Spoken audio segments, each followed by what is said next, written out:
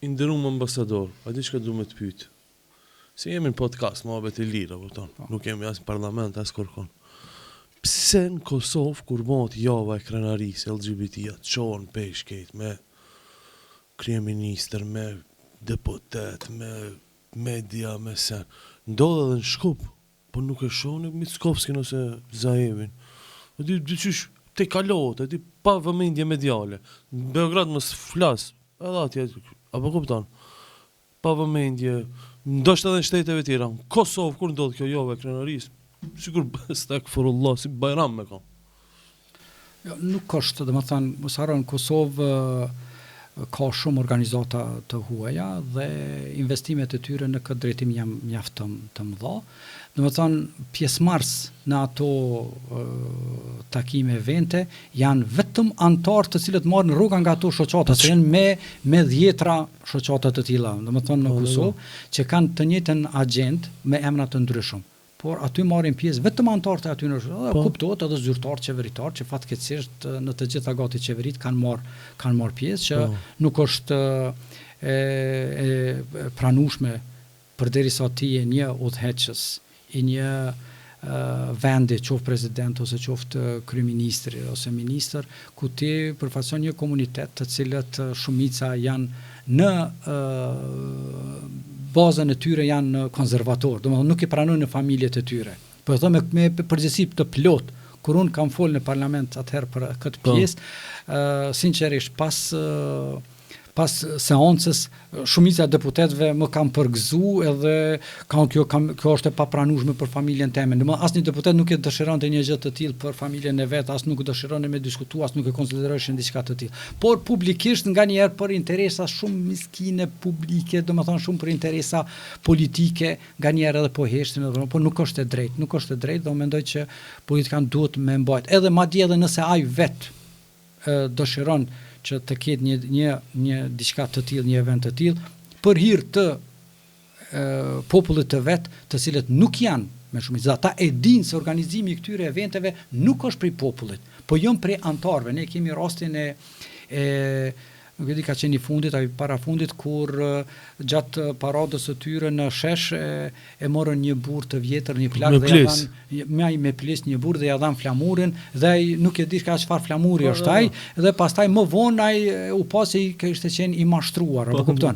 Kemi pa fëmijë të vegjël duke i marrë nëpër parada, duke valvu ato flamura, ndërsa domethënë ajo askund nuk e kemi bën një vrejtje pse po manipulohen fëmijët në atë mënyrë. Ndërsa kur i marrim fëmijët tonë nëpër bajrame, xhuма për mu fal, me njerë thonë që këta po i manipulojnë fëmijët, po i dërgojnë. Domethënë kemi një qasje jo të drejtë, një qasje jo të përshtatshme për popullin tonë nga zyrtarët qeveritar, që në të ardhmen duhet me qenë transparent, sepse tek e fundit edhe Evropa edhe çdo vend i botës e njohin Kosovën, ne jemi mbi 95% jena musliman, domethënë s'ka kur gjë të keqe.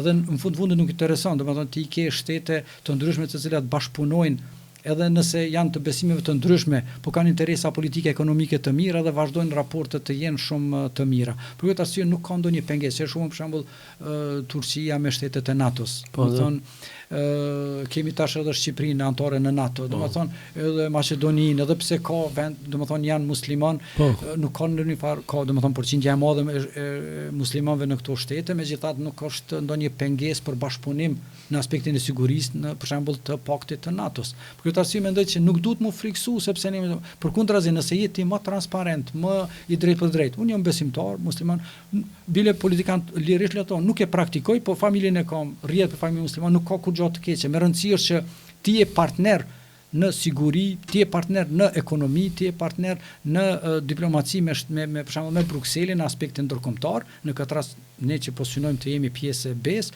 atëherë nuk ka kurfar problemi tjetër që edhe të mos kesh frikë dhe mos të kesh komplekse që ti me tregu se i takon besimit islam. Ndoshta me ndëlidh kjo, domethënë komuniteti LGBT në Serbi ka qenë i maltretuar, i rrahur, domethënë as parat se kanë më ka dhe filma lidhe me këtë, por megjithatë Serbia është e përkthjelur e Evropës, kanë shumë të drejta. për viza mos flasim, që 10-20 vjet janë pa viza. Po, du me thonë, Kosova ka të shumë web drejt LGBT-s, edhe nuk po kthehet kjo me mirësi nga Evropa. Ndërsa Serbia, po. Kur kam qenë deputet në Parlament Kosovës, kam qenë një komision të binjakizimit të Parlamentit Kosovës me Parlamentin e Hungarisë. Dhe kishum musafir në delegacionin hungarez, dhe në bisede si për na thanë ata shumë shoqënesh kështu, po na vjen keq, çka keni me hjek me burokracinë e Brukselit. Ky muhabet, vitin 2011-2012, s'më këto saksisht, para 12 viteve. Po. Edhe me të vërtet po dalin fjalët e tyre. Ai tregon të eksperiencës, ai ishte deputet disa mandate në Parlamentin hungarez, edhe po më vjen keq për juve çka keni me hjekën prej burokracisë së Brukselit. Domethënë ata e kishin provu në lkurën e tyre këto mekanizmat e Brukselit, bile edhe gjatë studimeve kam pas një profesor gjerman, ish drejtor i zyres ligjore të BE-s, dhe i thash gjatë ligjëratës, i thash kur i keni pranu Bullgarinë e Rumaninë në BE, i keni këshyr mes gishtave. Me thënë, si keni këshyr shumë njerë i keni pranu. Ndërsa neve tash në balkonin perëndimor për na këshyrni me lup, tash, jo mes gishtave. Jo, atëherë s'ka pas kësi rregulla, tash kemi bë do rregulla tjera. Domethënë rregullat i bëni ju, njerëzit janë mi bën rregullat. Pse i keni bë, pse po na i vështirësoni hyrjen në BE në këtë mënyrë. Domethënë burokracia e BE-s është e lodhshme, edhe për këtë arsye unë e shoh që kemi pas ende probleme në të ardhmen, por puna jon, angazhimi jon për të qenë pjesë e familjes evropiane, duhet me tregu me punën tonë të cilën me bëjmë në teren, të cilën me bëjmë në Kosovë, në zhvillimin e vendit tonë, dhe patjetër një Evropë, nëse një Kosovë është e suksesshme në diplomaci, është suksesshme në ekonomi, atëherë detyrimisht ata do të kenë interes që Kosova sa më shpejt të jetë pjesë e BE-s.